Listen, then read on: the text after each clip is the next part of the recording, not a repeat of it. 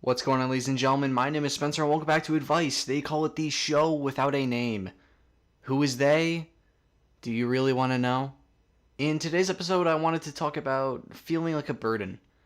And at the end of the day, no matter how hard you try, you just feel like a distraction.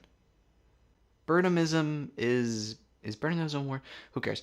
Burdenism is the state where you find something very difficult to accept, to do, or to deal with, because you feel this heaviness on your shoulders that you want to get off so bad because the majority of the time you're carrying the burden of guilt and you're carrying it alone. And guilt sucks because we feel like we messed up.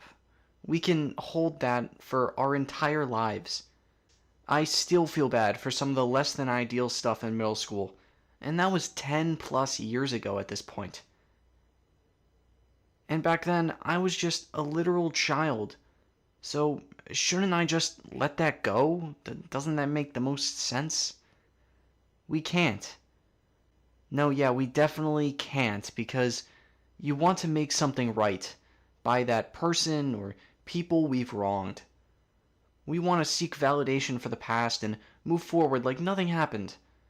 But at that point, you become less guilty and begin to feel more like a distraction. I'm pretty confident that I'm a distraction for someone. And that's something I realized too late. I was too clouded by the entire circumstances to realize it.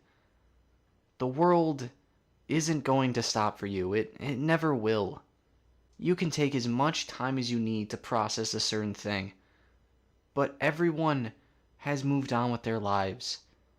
And at that point, you're nothing but some kind of memory. And that sucks. Because as people, we strive for everything to be perfect. But what nobody understands is that your perspective of perfection isn't everyone's. You know, sometimes they will find a new normal, and that won't include you. And there's nothing you can really do about it. You can certainly try, but I implore you to wait. Not forever, but for a little while. To not only let them grow, but for you to settle, to stabilize, to go about your life, or else you won't have that new perspective to give. And even then, it could be beyond repair. Sometimes you just have to let the bridge burn down.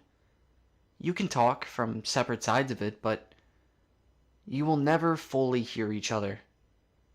And you'll just agree to shake hands and to walk away.